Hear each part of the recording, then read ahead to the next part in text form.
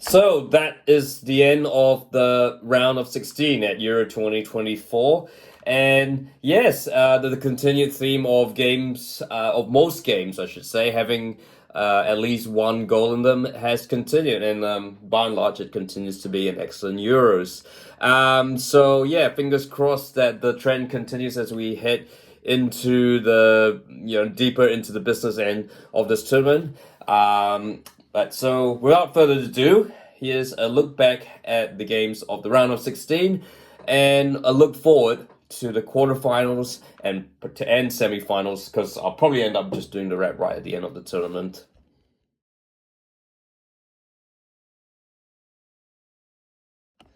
Oh, Italy. I really hope you turn the corner around. I mean, you had Luciano Spalletti, who's an absolute genius. Won a title in Napoli, played some beautiful football. Yeah, there was a young team out there. Look, the defense looked good. California looked really good. Donnarumma's been solid as ever. There's a young midfield out there. Look, I know talking about I know the striker front's a bit of a disaster, but I thought they weren't too bad in the group stages, and I know they were a bit lucky against Croatia. But it's always Italy's never really like shown their true cards right until the end. It was even like that in the last Euros. So, and I was kind of hoping for more. I mean, I guess I do kind of like Serie A and the Italian football, and I do like Luciano Spalletti, but I guess, yeah. Look, the fact is, Switzerland just outplayed them, and I think you got to give credit. It's credit more to Switzerland that they've shown more initiative. I should say, they've finally shown the initiative that their talent deserves. It's a talented team. And Doi, you've got Granit Xhaka, who's been one of the midfielders of the season by Leverkusen. The goal, and Freuler, who is a good player, just didn't get just wasn't used properly at Nottingham Forest. And of course Embolo, who is the Swiss former Miroslav closer. Switzerland just outplayed Italy and deserved to go through. They just showed a bit more initiative, and and they will pose a threat to England. England certainly. I mean, we're gonna have to talk about England because because Switzerland are playing them next. England are gonna have to really step up their game to beat the Switzerland team, because as it looks right now, if you're going on form, it could very well be an Alpine semi-final. I guess what now for Italy? Well, Spalletti is staying, so that's good, because I think he needs time to embed his philosophies into the team, and I guess he did only join sort of towards the end of the Euro cycle, having taken over from Mancini, so he needs time. I think they just really have to find a striker, but again, that's like trying to find trying to find a perfect apple from a tree. So that takes time to build. I guess the goal now for the Azzurri is really to qualify for their first World Cup in 8 years, which is just crazy to think. They have not. The last time Italy were at the World Cup finals was in 2014. The last time they had the knockouts of the World Cup, a tournament they've won 4 times, was 2006. So I think that is probably the priority they're going to need to sort out.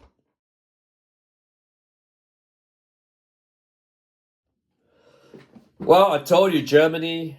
I'm not convinced by Germany at all. And this performance against Denmark, look, I know they had the conditions and all that, and Denmark are a bit better than their parts, but I'm still, yeah. Look, it is. I can't. I wouldn't say that it has given me more. I wouldn't say that this has given me more confidence that Germany will win the title at home. And again, yeah, I guess to be fair, I guess history shows that when Germany or West Germany have been hosts, they've only won one title, which is the 1974 World Cup, and that was a little bit lucky against the Dutch. 1974, the Dutch probably should have won that. But anyway, yeah, look, I mean, they got the result. Look, the circumstances were tricky. They had to go off for quite a long period due to torrential rain. They got the result against Denmark, but now they faced they are in the toughest part of the draw, and the next challenge is Spain, who actually we shall talk about in a bit more, are looking like easily a million bucks.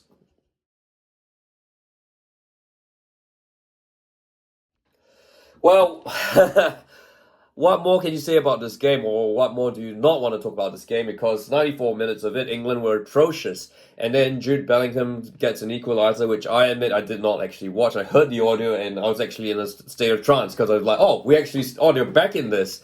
And yeah, of course, I saw the replay later, and Jude Bellingham had scored from a bicycle overhead kick, which is like, wow, to do that in the 94th, 95th minute with England's hopes on the line, it's truly remarkable. And I guess it goes a long way to show that if England are to win this Euro somehow, it will be on the shoulders of Jude Bellingham and maybe perhaps not so much on Gareth Southgate's tactical nous, which is zilch. Oh no, to be fair, he did put on Eze on, which really helped the game. Yeah, Slovakia will feel really hard done by.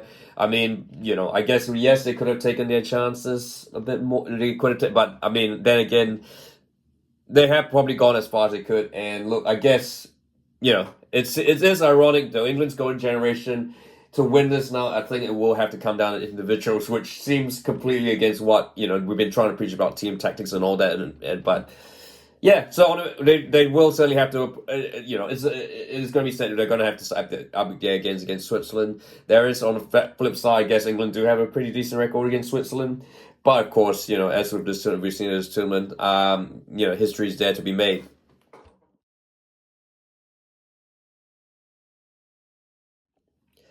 Yeah, well, I tipped this to be a bit of an upset, and for a while it looked like it was. Georgia, Spain were playing their, pretty tiki-taka football possession, a lot of attacking chances, but Georgia, left a bit of room at the back for Georgia, allowing Georgia Kvaratskhelia to sort of hit, and Georgia took a shock lead early on through an own goal.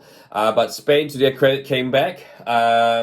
Yeah, and just ultimately, look, to credit to Georgia, look, Spain had to lift their game, and they looked absolutely a million bucks. I tell you what, I think Spain, not Brazil right now, are the prettiest team to watch in football at the moment. Just some of the stuff that they're playing. You're not just talking like Nico Williams and Yamil Lamau, but also like your Fabian Ruiz, Rodri, even Barata looks gorgeous. Yeah, the football they're playing is just absolutely gorgeous. Look, I mean, if they win the tournament, that's awesome. I mean, I guess a part of me is like, well, Spain did recently win it, and it'd be nice to have England win it. But look, if Spain go on to win the tournament, they absolutely deserve it. So, and I think they will take apart Germany. I don't think Germany will need to play with a certain level of steel to beat the Spanish team, because right now as it stands, no one can live when the Spanish are on top. No one can absolutely live with them.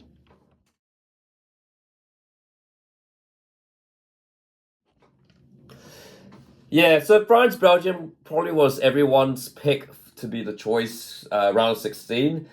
I wasn't one of those people. I thought, given the performances that both sides had in the group stages, I thought, and big teams playing in knockouts, it was going to be dour and a midfield battle, and it turned out to be what it was. I mean, I think France just probably deserved it a bit more. They created a few more chances, but yeah, they just still can't seem to, again, they scored a goal, but it wasn't.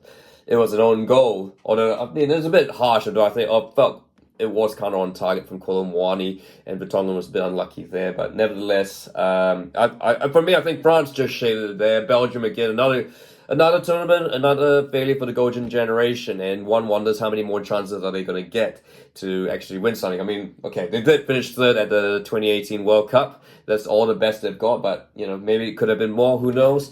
And yeah, will Domenico Tedesco be the one to take them there? It's hard to see, but France move on, and they have a quarter against Portugal, who I'll talk about next.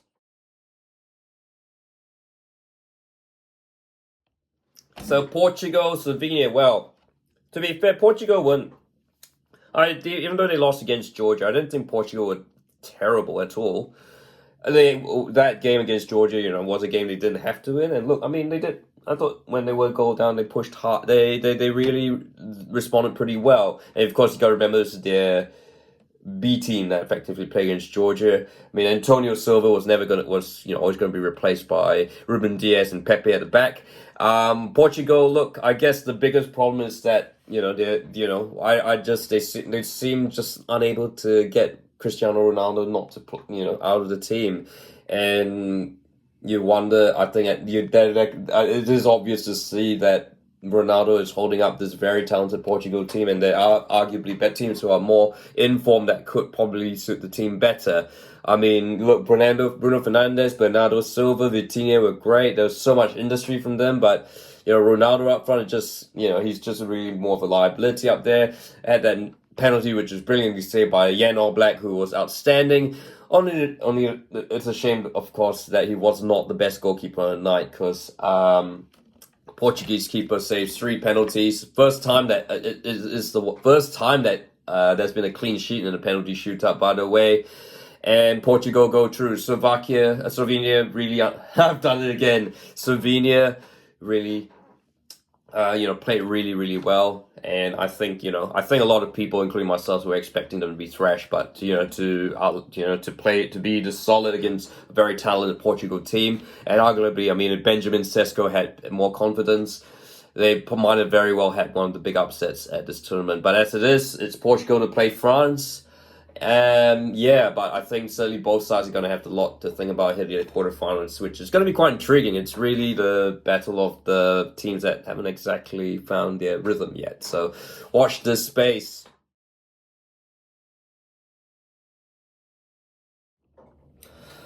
Well, I guess it has to be said, if the Dutch had lost this, it would be a massive upset. But I guess you have to give credit to Romania, who probably did far better than anyone expected. Okay, perhaps they were drawn in a group that was a bit more straightforward than what they might have had. But yeah, look, they took their chances. They beat Ukraine deservedly 3-0. They got the draw against Slovakia and to win the group.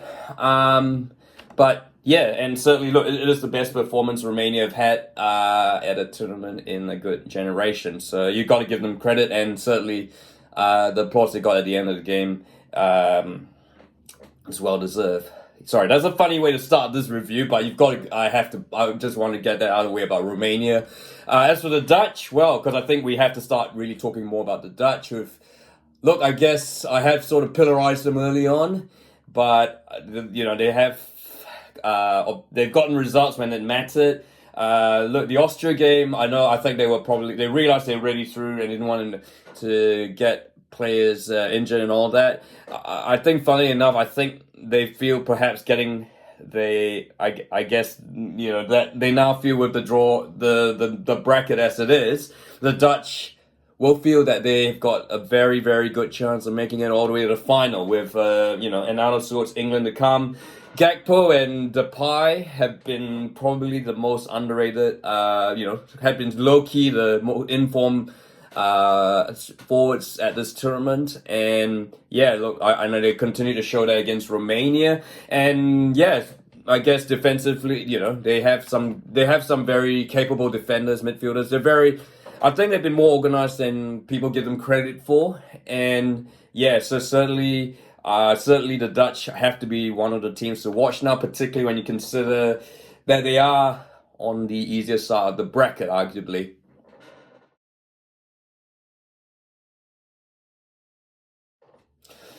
Well, Austria, you blew it. I mean, yep, the best Austrian team in a generation, the best football they played, the best manager they had, and of course, a manager who the game was in Leipzig, where a ground which Ralf Rangnick knows all too well.